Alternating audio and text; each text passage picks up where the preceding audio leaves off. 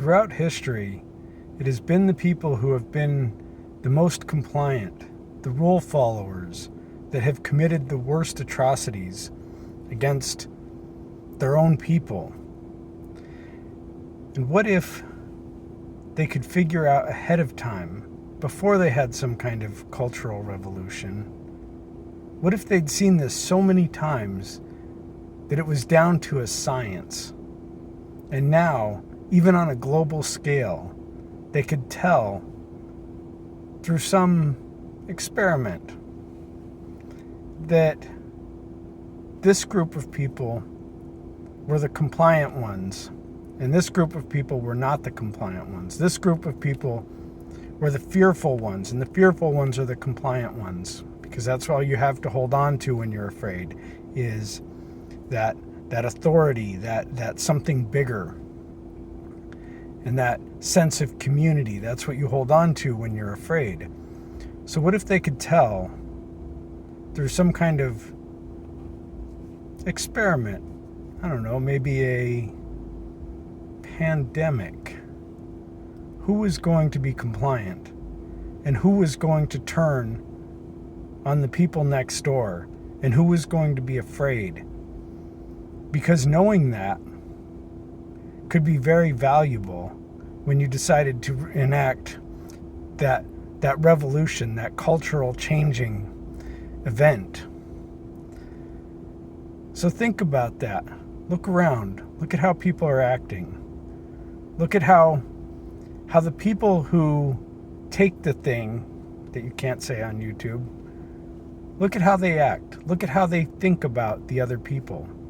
Look at how they dehumanize other people, and they make them out to be villains and demons.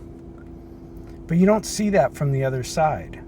From the other side, from the people who don't want to do the thing, they seem to be far more compassionate in that they don't want to force anyone to do anything. They want to say, I don't think it's a good idea. I don't think it's necessary. But they don't think of the other people as evil. And if you haven't seen it yet, this whole thing about division and about separating us into groups, if you go on, and I forget which streaming platform it's on, you can look it up. There is Philip K. Dick's Electric Dreams. And number one, I'd suggest watching the whole thing. It's very much like Black Mirror, but it's got its own style to it. And there is an episode called KOA, or KAO, sorry, got that wrong. My brain works really well for some things, but other things, well, we're still having negotiations. So it is, KAO is the name of that episode, and it stands for Kill All Others. And that episode is very much about how we can be divided into these separate groups, like the Rwandan genocide, where they just started killing each other and there wasn't any good reason for it. I mean, they did the most horrible things to each other simply because they started dehumanizing those others, those other people. And that's what we really need to be afraid of, because it's those compliant people.